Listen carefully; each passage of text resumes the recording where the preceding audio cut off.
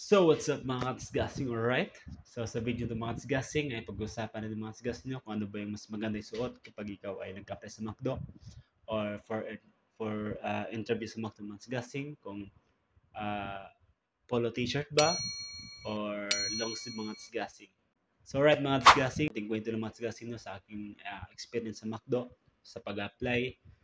Nung first apply ko sa McDo mga katsgasing ay uh, bago ako pumunta sa McDonald's gasing ay nagtanong-tanong muna ako sa mga kaibigan ko, sa mga nag-apply na sa mga fast food mga gasing no, kung anong mas maganda yung suot, kung polo ba or long sleeve ba mga gasing. So, ang sagutin ng mga gasing ay mas maganda daw pag long sleeve mga gasing para uh, formal tignan. So, meron mga long sleeve and meron akong polo mga gasing no. So, pinili ko yung polo mats gasing kasi hindi ako sanay magsuot ng long sleeve eh. Kasi nahiya pa ako mga gasing. So, kinabukasan pumunta na ako doon sa McDo mats gasing.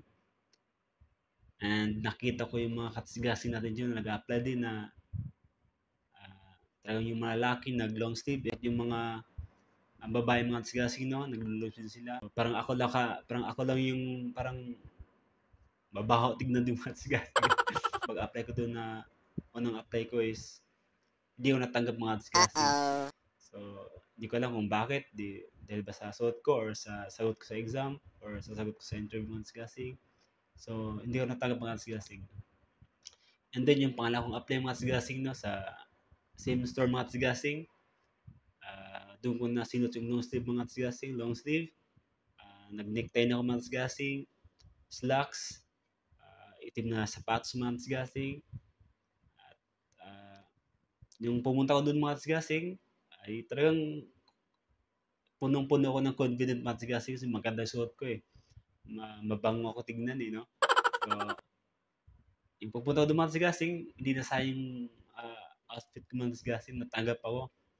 So, yung matchgasing, no, ang gusto ko lang sabihin sa inyo, no, kung kayo ay mag-apply sa McDo or kahit anong mga work matchgasing, ay mas maganda talaga pag sinuot mo yung long sleeve mga matchgasing. Kung may Amerikana kayo, suot nyo din mga matchgasing no, para mas formal talaga tignan.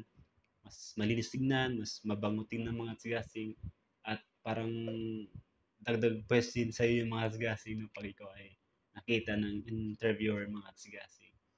So, yun ang aking na-experience mga tsigasing no, na dapat pag ikaw ay nag-apply sa work, talagang long sleeve, kung may long sleeve mga tsigasing, suotin mo na mga tsigasing, huwag kang mahiya para sa future mo na yung mga tsigasing.